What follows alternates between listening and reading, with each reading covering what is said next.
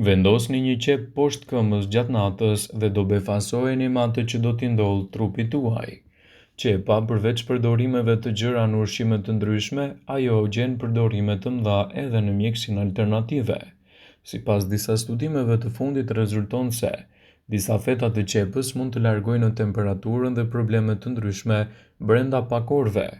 Shkencëtarët besojnë se qepa në kontakt me lëkurë mund të largojë mikrobet dhe bakteret, ndërsa acidi fosforik që ajo lëshon është në gjendje të drejtpërdrejtë të depërtojë thellë brenda dhe të pastrojë gjakun.